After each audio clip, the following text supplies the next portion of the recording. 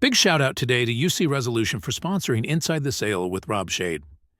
UC Resolution specializes in networking, collaboration, and unified communication, helping organizations integrate their data, networks, and communication systems seamlessly. UCResolution.com. We make technology accessible. John must be rich. I mean, look at his house. And I know he's in sales. Yeah, he showed me one of his checks. It was huge. Really? How big was it? Yeah, it was huge. But you know how it is. More money, more problems. That guy is stressed out all the time. He has to carry this huge quota. He was telling me about all of his problems. Oh, that's too bad. More money would be nice, though. Yeah, it was weird. He was telling me about rejection and his bosses and about how getting a hold of customers is so hard. But then he turned around and he told me I should come work for him. With all those problems, you wouldn't consider it, would you? Heck yeah, I saw his paycheck. Welcome to Inside the Sale with Rob Schade, the only sales podcast that interviews real salespeople, real situations from across a wide variety of industries, markets, and verticals. Inside the Sale with Rob Schade. And now, here's Rob. I really like those cold opens because they're just an opportunity for me to have a little bit of fun and to explore some of the misconceptions or thoughts around sales. And today's was really pertinent because I think a lot of people come to sales because of this lure of big money. And yes, big money is out there, but I've seen a lot of salespeople who have come and who have gone because they just wanted the money. And I imagine it's just like any other profession. You know, a doctor doesn't become a doctor simply because they want tons of money, right? They do it because that's their profession. That's what's inside of them to do. And I like to believe that salespeople are that way as well. So it's just been my experience. You don't stick around in sales very long. You don't get the big money unless you have the skill. And so today I'm happy to have Shawn on the show. Shawn was, originally attracted by the lure of that money, but he's been around in this profession for this time because he's good. So let's talk to Shawn. Shawn, welcome to the show today. I'm looking forward to our conversation. Shawn, if you wouldn't mind just giving a little background, I like to hear, how did you get into sales? You know, some people decide very young that they want to be a doctor or a fireman. Did that happen to you? Yeah, I mean, I was 5 years old and I said, I just want to be a sales guy, No, I'm just kidding. Uh, the way it I love started it. for me was kind of out of necessity. And I think, you'll probably hear that a lot, right? Is I needed to make some additional money. So I've kind of been in sales most of my entire adult life. I mean, I started at Blockbuster Videos selling rewards kits, but not for commission, Yeah. and I just kind of enjoyed the sale, But I would say my career in sales started with this. I ran out of money and to go to college. My aunt said she was going to pay for it and ended up not. And so I was working full time, going to school. I got burnt out and I ended up dropping out of school. And I went to a place that had tuition reimbursement. And so I was working there. It was at a call center for a bank, and I was working overnights. I was working 9 p.m. to 5 a.m. And I was doing that for about 6 months. And my wife, she was working at a clothing store, and we went over to their house, and it was this really nice house. I mean, not overtly nice. It wasn't a mansion or anything. It was just a heck of a lot nicer than mine. And I was talking to my wife's friend's husband who was in car sales, and he was kind of talking about how much money he was making, and I talked about how I was making $8 an hour or whatever I was making, and Mm-hmm. he was just like, dude, look, and he showed me his last paycheck, and it was like $16,000. Nice. And I was like, I wouldn't make that in 6 months. This is Right. insane. And so he convinced me to come work for him at the dealership. And of course, he was a sales manager, and I went in as a lowly sales guy. So the $16,000 paychecks were absolutely a farce. But I started in car sales. That's essentially where I started. And, I hated every second of it, but I did it for 4 years. And it's really boot camp for sales, is kind of how I Yeah. think about it. I mean, I'll give you a funny story. So I started out, I'd never really sold anything for commission in my life, and then I go into a job that is 100% commission. There was no base salary. There was nothing. You could get minimum wage, but you'd get fired. Let's Right. just Right. face it. So I started out, and you go through a week of training, at least at the company I worked for. You go through a week of training, and essentially it's two things. It's one, how to greet people, and two, how to devalue their trade in. And that just felt so dirty. So you go through this training, and I'm on day 4 of a 5-day training, and all we've done so far is shake each other's hands in role play. Like, hi, I'm Right. Shawn. Welcome to fill in company name here. What what brings you in? And so I have all this confidence. It's day 1. It's like middle of August. I couldn't afford any nice clothes, so I borrowed $50 from my parents to go buy a tie and a nice shirt. And I get out there, and it's hot. I start on a Saturday because that's how they have you start, and at least back then in the business. And you go out there, and you're waiting, and a customer drives up, and I'd start walking like, okay, I got this. Hi, I'm Shawn, and I start walking out there, and then one of the other employees would say, oh no, that's Gabriel. He was here yesterday. And oh, okay, cool. And you turn around, and that happened to me about 30 times. And I was like, how were all these people here yesterday or last Right. week or the day before? Then finally I realized, like, oh, this is just the new guy initiation. And so it's about 1 o'clock in the afternoon. I hadn't had anything to eat all day or drink. Like, I was used to being told when my breaks were and where, Hmm. and so I'm out there all day. Everybody else is going in and eating whenever they want. Like, why can't I do that? And so finally this customer comes up, and I start walking out there, and this guy, I'll never forget it. His name's David. He was like, oh, that's my customer. He was here yesterday. And I told him to F off, right? And I was like, this is my customer today. And he goes, all right, go get him. So I walk out there, and the guy isn't even all the way out of his car yet. I'm coming out. I'm like, okay, first customer. I'm gonna close this deal right now. And he yells at me. I don't know if you want swear words on your show or not, but he yells at me to F off. Yeah. And I was just like, oh my God, I don't know what to do. They didn't train me for this. So, And the customer, the customer, okay, yeah, yeah, customer, not even fully out of his car, yells "F off," right? Says the whole thing. I'll keep it PG. And so thanks. I turn around, tail between my legs, and I start walking back. And if it was one thing I learned in the morning, is customers do not get to be by themselves on the lot. They have to be with a sales guy, or you get fired. Like, that was the message I was given. If you let a customer walk around by yourself, you are fired.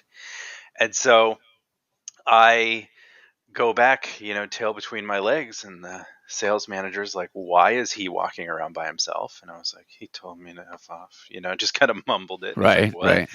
And he was like, come with me. And so I walk out there, and he was like, did you tell this guy to F off? And he was like, well, yeah, I mean, I just wanted to be left alone, and he wouldn't leave me alone. And he was like, what did he say? Did he say anything? He was like, well, no, I mean, I said it before I got out of my car. And he was like, get off my lot. Wow. I was like, Nice. what? And so I mean, I could go on and on for this, but yeah, we kicked the customer off the lot, and he looks at me and he goes, don't ever let anybody walk all over you, ever. And that was kind of the moment right there where I was like, okay, I can do this. Yeah. And so from there, I sold cars for a while. I went in and I sold cell phones for when the iPhone came out, and I made more money doing that than I did in car sales. And Interesting. then Okay. from there, I decided I wanted to get into IT. So I started working inside sales for a software company, got promoted to outside sales. Then I started doing enterprise sales, and that's kind of where you and I met. Well, I mean, I love that story for a lot of reasons, but I think the main one is because a lot of times I've seen in sales where, unfortunately, management doesn't back up the salesperson, right? And in some cases they do, but it is nice when you really do have that. And did that lesson kind of ever come to any other parts of your job that, how to work with your sales manager, how to be treated? What was that like? Um, absolutely, absolutely. But I think the biggest lesson I got from that was not to take anything personally. And Mm, I think you need that in sales, right? You need that disconnect. It was almost like, you watch Severance or anything where they're completely disconnected from their world. Well, like that's kind of what you have to a degree in sales, right? Is to disconnect your personal and professional, at yeah. least the areas of rejection. I right now in my current role, I have an excellent relationship with my customers, and I'll get texts at 11:30 at night from them, and it's just a personal thing that they thought I'd like, right? And I think that that's not the disconnect that I'm talking about. The disconnect is really around the emotional aspect of things for work, and I think that was the biggest lesson that I learned that day was just not to take things personally. He wasn't telling me to F off. He was telling whoever was at the dealership that happened to work at that time, right? It, Yeah. it, it wasn't personal. It wasn't targeting me, Shawn. It was targeting, like, it was, I want to be left alone. And he went about it the wrong way. So, yeah, I mean, I can't think of an example off the top of my head to answer your question directly, but, hopefully my roundabout way of answering your question was sufficient. Well, and it's good. I mean, ultimately, like what I'd like to get at, right, is in all of these stories is, yeah, how do you deal with that? How do you because people do make an assumption about salespeople, and so especially car sales, right? And I've actually discussed this on the show before, but when I learned that car salespeople were trained a certain way to lead with their personality first, right, because they need to make that indelible mark to be able to right, make the sale, because once that person leaves the lot, your odds are you're not going to see them again, right? Yeah, And absolutely. so you realize like it might not actually be that person that you think of when you go to car sales, but it's a methodology, right? And that's kind of all sales have that a little bit, right? There's a methodology around the actual sale. Now, sometimes you could argue that personality types lend themselves better to that, but I think that's also an assumption, right? I mean, I think any good salesperson has the ability to be a chameleon with their personality type. So Yeah. when you say that, I mean, not to bring politics into it, but in this day and age, there are very opposing forces on both sides. And if you're in sales and you've got a customer that makes a comment about the opposing side of politics that you're on, you've got to just let that glance off and find a way to continue to blend into that conversation, right? Sometimes you might want to shut your mouth, politics wise or otherwise. It might be just a difference of opinion of the color of a car. It doesn't matter.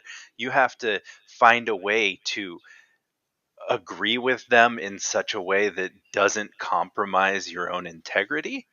And I think that right there is what makes a good salesperson, is being able to be relatable in any situation.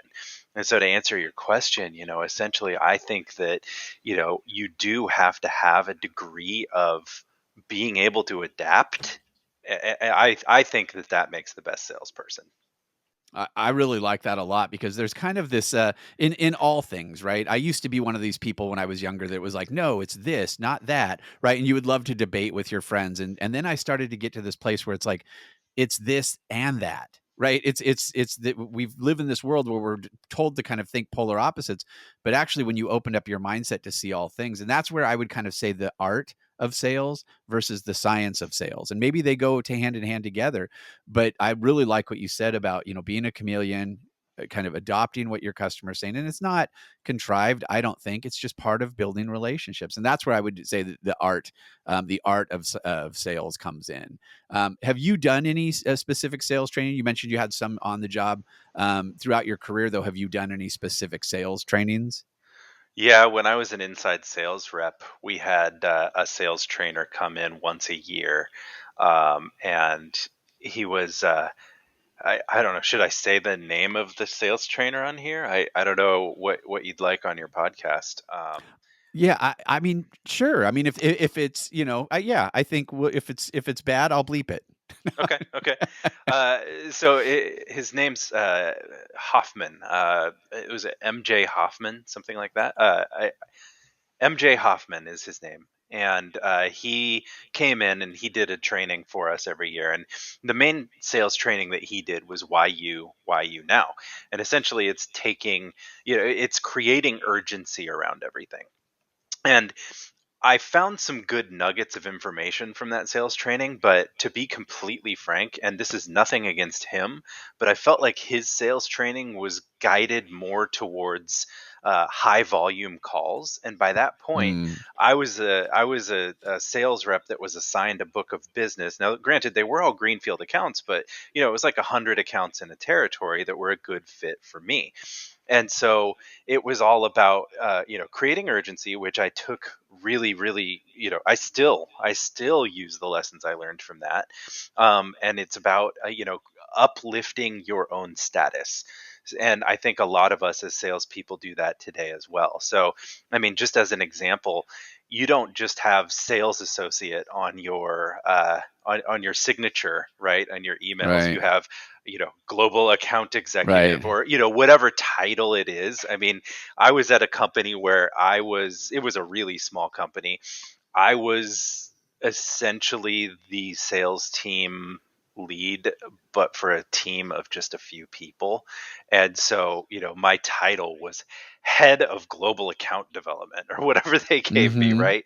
And so I think that that's, another thing that we do to kind of blur that line. But it was something that he taught in his thing, was to essentially keep yourself on the same, or if not above, a level of the person that you're talking to. So if you're talking to an IT director and call in and you're like, oh, well, let me get my manager on the call to do that. I mean, that immediately devalues you. Mm-hmm. Right. And I think that, even in my current role right now as a global sales rep, I oftentimes interface, and I have to interface with people of a VP level, of a, senior director level, of a CIO level all the time.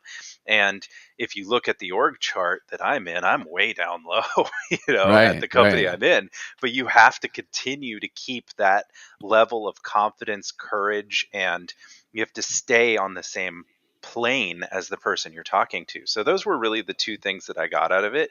I mean, there was a lot of it, again, about prospecting that I've taken into account now. Essentially, how to structure your prospecting email, which may have changed since 15 years ago when I took this training, but I still got a lot out of it, even though at the time we were all complaining to each other about it. Like, we're Right, not in right. magazine sales. This is stupid. We're not trying to sell, a bug, a termite subscription or whatever. Like, we're not trying to sell something that's super cheap. We're selling, enterprise grade software to commercial accounts.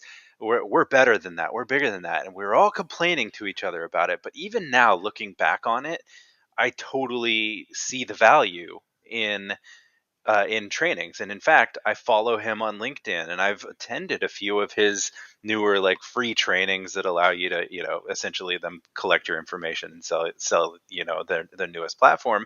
But I've found value in that. That's the only one I've actually done in person. I mean, I read a lot of sales books as Yeah. well, and you and I over the years have talked about some sales methodologies and books that we've read, and but that's the only one I've actually done an in-person sales training for.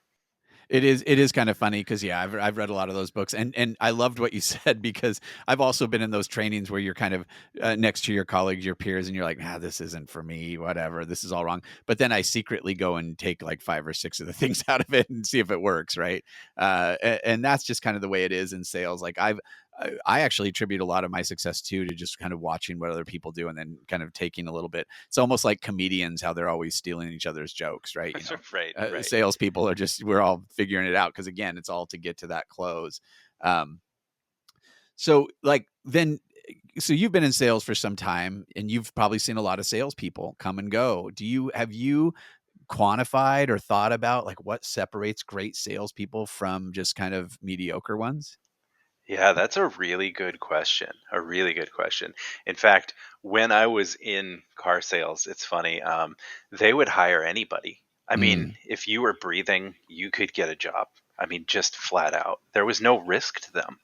I mean, none, and so there was this one point after I'd been there for a couple years. I was in finance. I'd got promoted to finance, and we were sitting there, and we made a list of all the people that we could think of that came and went. yeah. And our list was something like over 70 people, and that was just for that year, right? And we couldn't even remember their names. In fact, we wouldn't even get to know somebody until they'd been there a few weeks, because we'd see people show up for a day and then leave, or show up for 2 weeks and then just never show up again.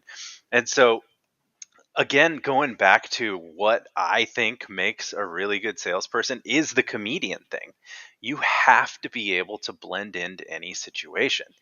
And I don't think I've ever been the life of the party, but I've certainly never been the Debbie Downer, right? Yeah. And Yeah. I think that you need to find a way to get along with everybody at the party. And that's kind of how I always was in college, going to parties and stuff like that. Is like, I'd find something to talk to somebody about and get along. But the one thing that I think sets the good salespeople apart from the okay salespeople, actually, I can't say the one thing. I think the things that set them apart. Right. Number Right. one is being able to hold a conversation about really anything. So you need to know just enough about everything to hold a conversation and not be the expert. Number Hmm. two is knowing what resources you have, so that when you need to have the further conversation, you can just say, "Hey, I know, right now in the company I'm at a VAR. I know you talked about that with somebody else on there, so I don't need to explain what a VAR is, right?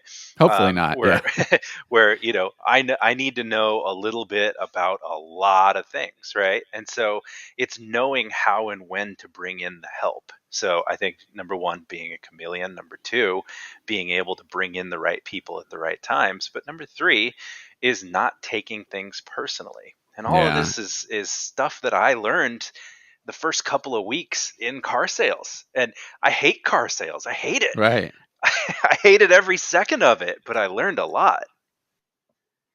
Wow, that is really cool. I like that. So, one of the things that I like that you said there, which is, you have to get along with everyone at the party. So I'll tell this story years ago. So, early '90s, right? I had this little lowrider car, and it was like fairly well known. And so I worked at this like company, like office, and I was like a lowly like mail pusher, right? Not really, but kind of. But everybody knew me by my car, and it was like kind of a nice car. And when you're young, it's like that's a big deal, right? So I was at this party one time, and I'm sitting there, and it's, like 20-year-olds, early 20-year-olds.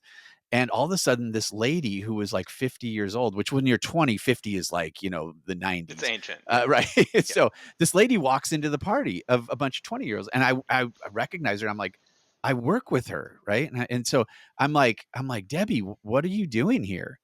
And she said, Oh, I saw your car out front.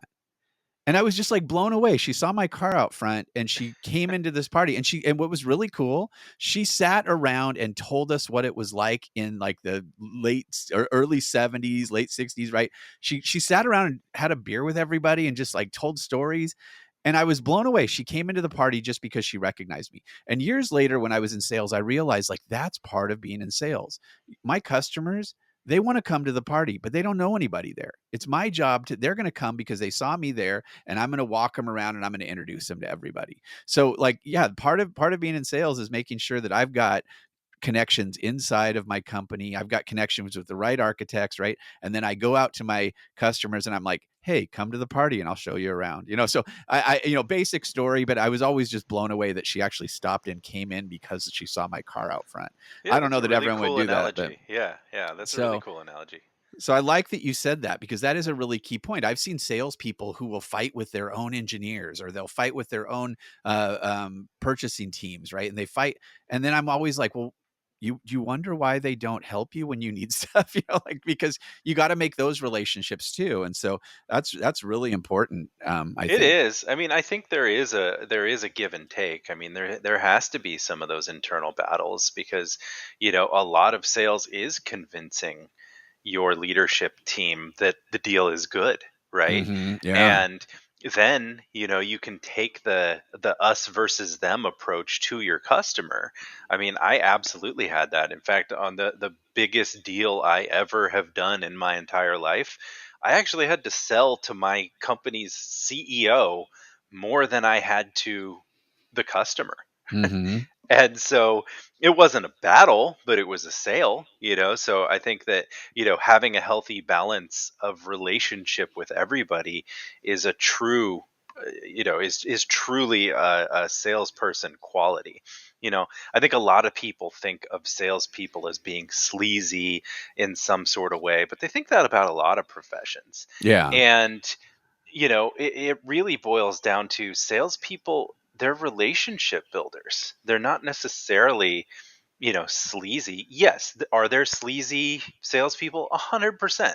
But there are also sleazy doctors. There are also sleazy, business people. I mean, you see Lawyers. sleazies. Yeah, every single profession Yeah. there is a sleazy version of it. Oh, And yeah. I think because salespeople are typically paid on a commission, it's just commonly thought of as, oh, well, all you want is the sale. And it's like, well, yeah, all I want's the sale, but I'm willing to work for it. I'm willing to put in the time and the effort, and then the sale becomes natural. What we do in the VAR world is relationship selling. People buy from people they like. And so if you're gonna, if you're gonna create that relationship with somebody, internal, external, it doesn't matter. They know they can come to you because you're not just there for the quick sale. You're not just there for whatever. Like, you're there for them, you know? I like that mindset a lot because there are so many things that we misunderstand about other professions and our own, right? Like I think it's really interesting how like we vilify sports people, right? And they're just out there, playing a game, and yeah, they're paid a lot of money for it, but we love to have that kind of villain, and then we make everybody like that, right? In a lot of ways. So outside of that, are there other things that you think outsiders often misunderstand about sales? Ooh, that's a good question. It, gosh, no, I don't know how to answer that. I don't know, Yeah. because I've been a salesperson for so long that, to me, all my friends are salespeople. Yeah. I have colleagues all over the world that I interact with on a regular basis, and we're all salespeople.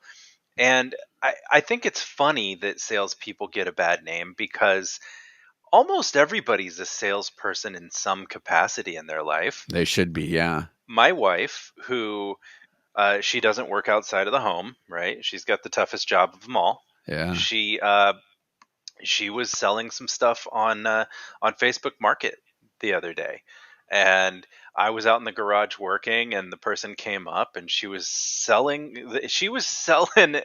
this stuff harder than I've ever sold anything in my professional Nice. career.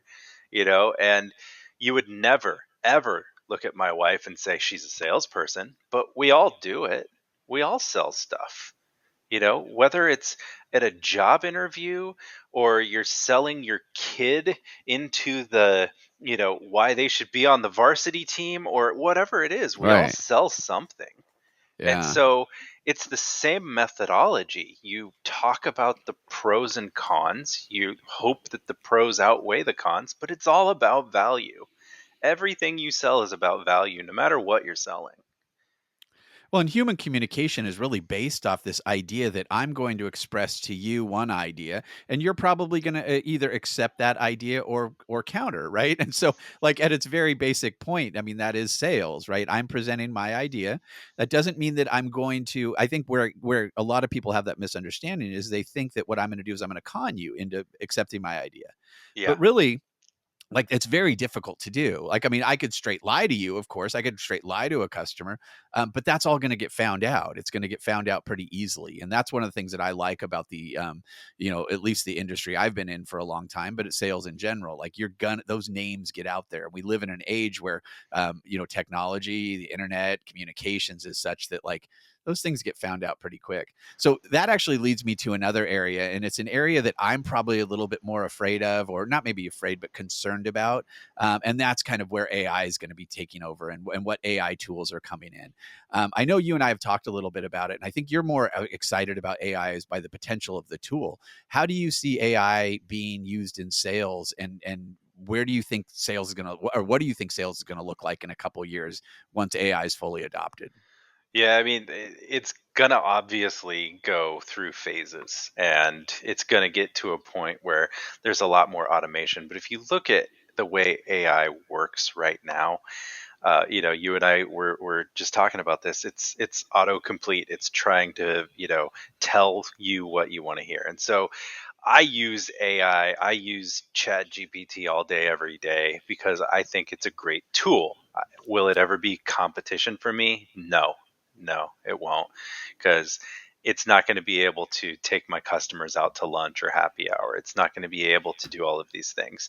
And like I said, people buy from people they like, but also there's the value statements, right? And so I think AI is going in such a direction right now to where it can help us automate things and get those important things in front of our customers better. Because if there was only a better option for anything, then that would be the only option, right? There Right. are 100 different OEMs out there for hardware switches. There's 100 different OEMs out there for, firewalls and security. There's 100 different vendors out there for backup. Is there one thing that's absolutely better, that's just the blanket, this you know this solution is the one size fits all? No, and it never will be, right? Because every single customer environment is different. So what I think AI is going to help us do, especially in the world I'm in of VARs, right, is figure out which piece of the puzzle fits in best, and it's going to help us show the value. I don't think it'll ever be fully automated, ever, ever, ever. Like, you can't have a relationship with AI. Well, Hmm. I guess unless you're in, that's a different That's topic, a right? whole nother That's, podcast, yeah, right? but I mean, at its core, sales is, you alluded to this in one of your episodes, not necessarily the oldest profession on earth, but probably pretty damn close, they, right? they go hand in hand, I They go think. kind of hand in hand. Well, I mean, I guess you're selling the oldest profession, right? So they probably chicken and the egg situation there, Right. right? And you can't tell me that after eons of humanity and sales being a paramount piece of it, that suddenly something's going to come up that's just going to squash it. I mean, that to me sounds kind of ridiculous. Um, it's only ever going to be a tool. It's just kind of like, photographers were terrified when Photoshop came Yeah. out. Yeah. Photoshop was going to kill the industry. No, it's a tool. It's a tool. If they suddenly invented a better version of the hammer, would that change carpentry to a point where carpenters are no longer necessary? No. I mean, look at the people who frame your house, right? They use, instead of a hammer and nails, they use a pneumatic nailer now. Yeah. It's a tool, just like AI is.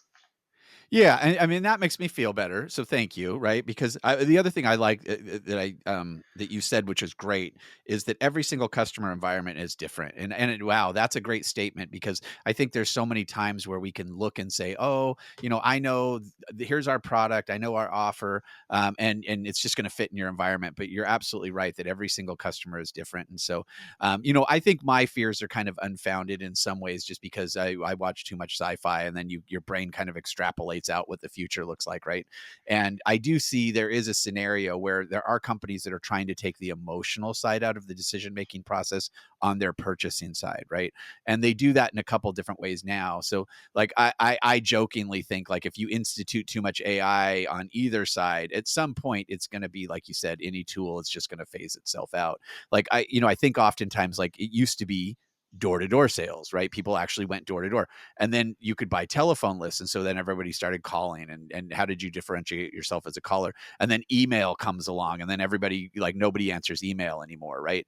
And so, all those tools are really cool when they first come out and everybody's afraid of them, like you said, Photoshop. But then once it gets into the practical application, life probably will hopefully stay fairly as it's been, right? Yeah, I mean, you say you're scared of it in such a way. I mean, I'm imagining Skynet and the Terminator, Right. right? Like, yeah, that's not what you asked.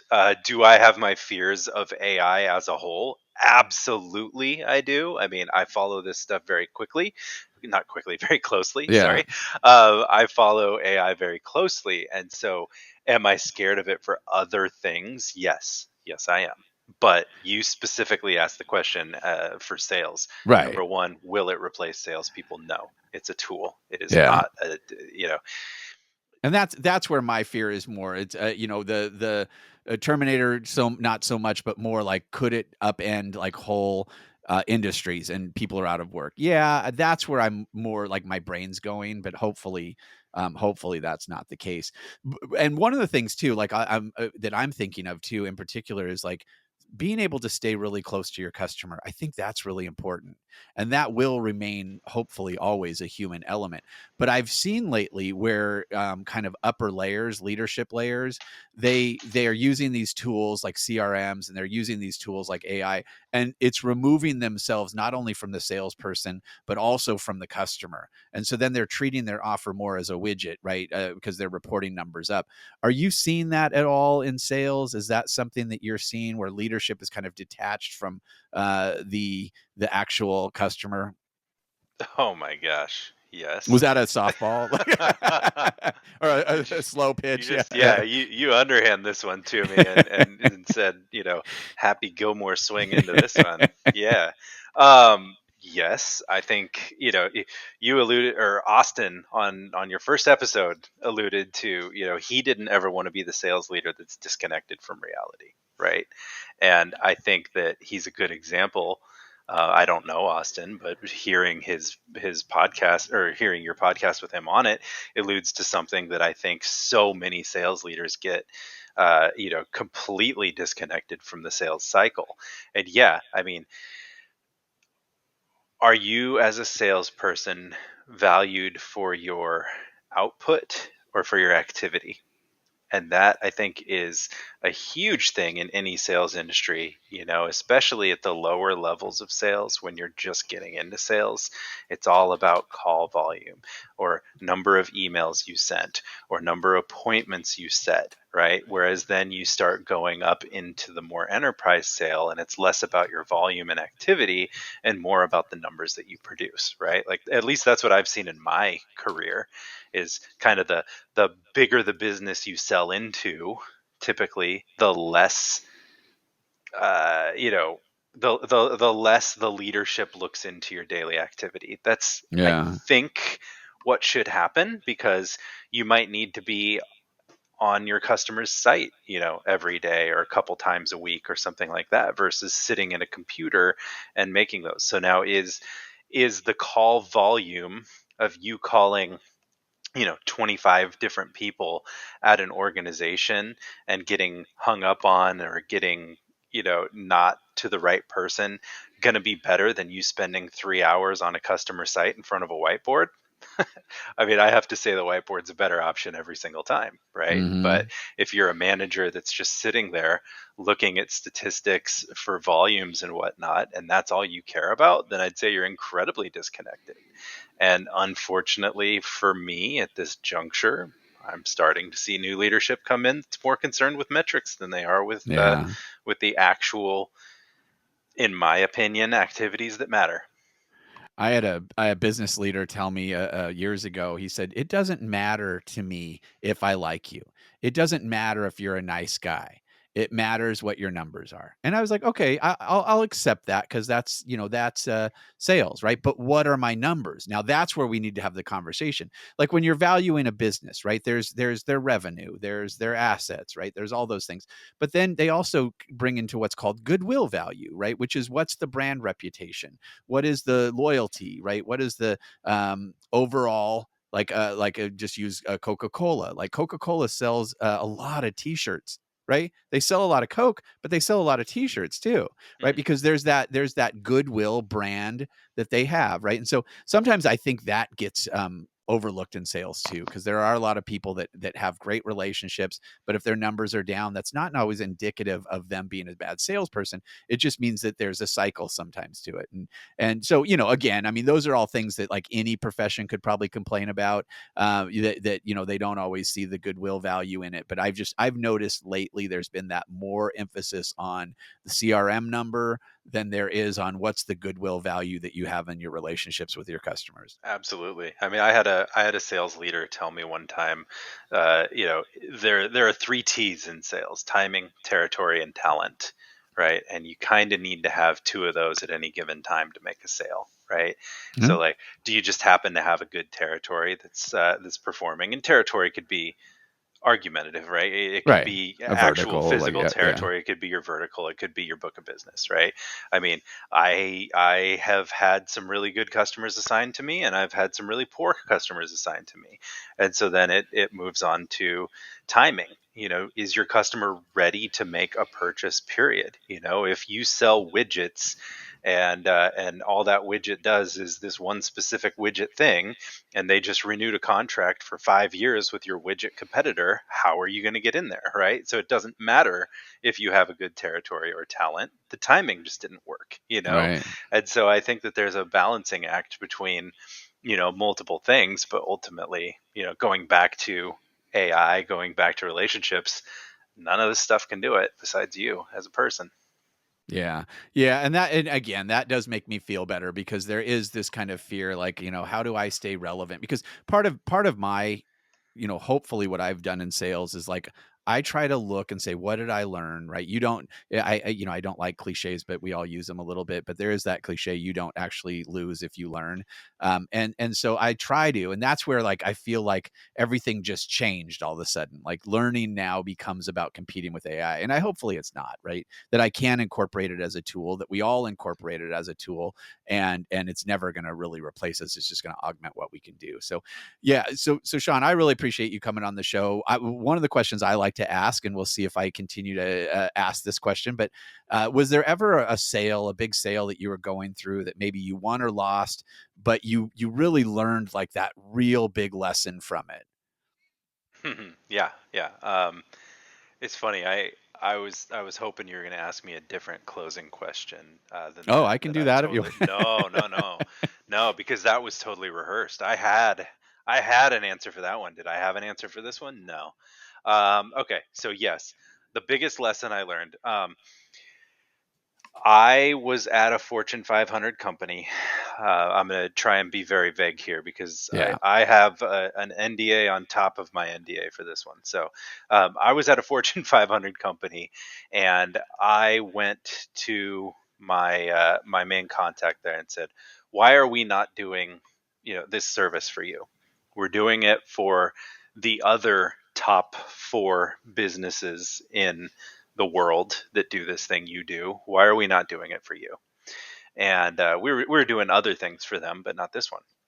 And it essentially got boiled into an RFP, which I was excited for because, hey, I've got the inside track here. I'm the one who convinced them to make this RFP happen. So we go through the RFP process, which got outsourced to a third party company, Accenture, and and we ended up submitting our proposal for this, and we got a rejection that came back. And it was, not only are we not moving forward with you, but just so you know, you were the single most expensive option Oh, out of the other 8 options that came to the table with this. And I had to take that back to the team of, we not only lost this one, but we absolutely got destroyed. yeah. And my leadership team was, well, we do this for the top four customers in the world, and this is the fifth one, and we're not doing it for them. So even if we are more expensive, why do the other four see us as being the best value, right? And that kind of hit me hard. And so I flew out there st- completely unsolicited. I flew out there and I set a meeting. This was pre-COVID, so people Yeah.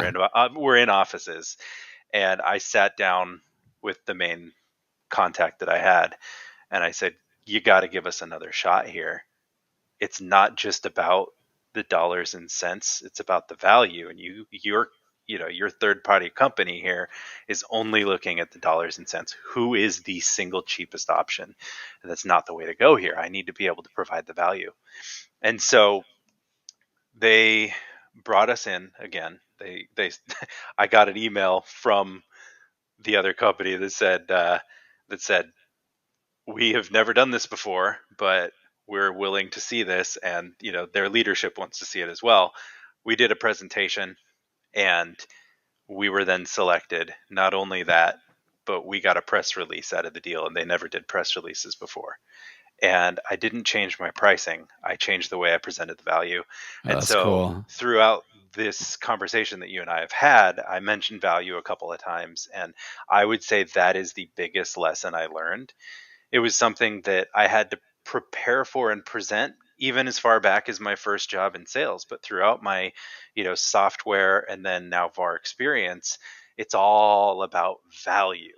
The dollars and cents don't matter if the value isn't there. You can be the cheapest option and still lose, or you can be the most expensive option and still win.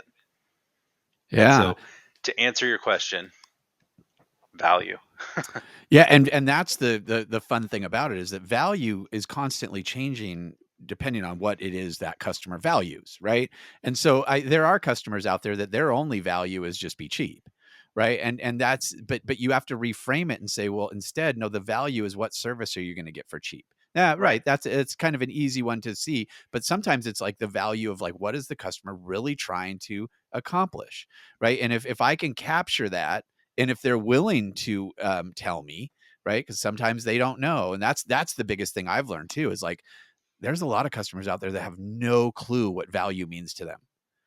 And Absolutely. right, and those are typically the hardest because now sometimes the easiest because then you can vision cast for them and say, well, here's what I actually think could be a potential value. So that's really cool. I mean, I love that story about anytime somebody is on the cusp, maybe even a little bit over that, whatever over the cusp would be, I don't know, falling, right? And you're able to pull it back. Like what a cool story.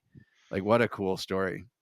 Yeah, actually, it landed me a job. I was able to tell that story one time during a job interview for a job interview questions, and I'm pretty sure that's what got me the job. So, I think that persistence and value those are two things that I took away from that one.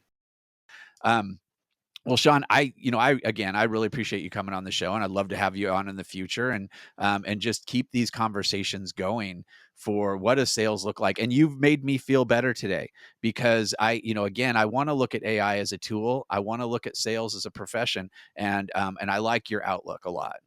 Well, I appreciate it, and I would be honored to have another chance to appear on your show. I love what you're doing here, and I think people telling the stories of their successes, and hopefully we'll hear some failures as well, would be a valuable lesson for all salespeople of any industry to learn. So thank you for Yeah, what you're doing. yeah, absolutely. Well, thank you. Yeah, this was a fun interview for me today. I think part of what we do in sales, part of what I do in sales is collect stories, right? And being able to tell a story at the right moment is really what people are looking for. They want reassurance. They want to know what I'm about to do, this decision I'm about to make. Does it make sense? And stories help do that. So I really appreciate Shawn sharing his stories with us today. And one of the things that leapt out at me right away was Shawn's willingness to stick up for himself. Kind of the story in the car industry and all these he's the new guy, so they're going to take his customers. And finally, when he got to that point, was like, no, I'm gonna stand up. And it was really cool how I think they were accepting of that. And so the other thing that's really important too is grow thicker skin, right? I mean, there's a lot of stuff that can really be daunting and difficult in our profession. And if you take too much of it personally, you're going to have a hard time. So I really appreciated that. And then being a little bit of a chameleon again, like, we have our core personality. We are humans as well. And thank goodness. But again, I'm not the most important person in the sale, right? My customer is the most important person in the sale because it's what they're trying to accomplish.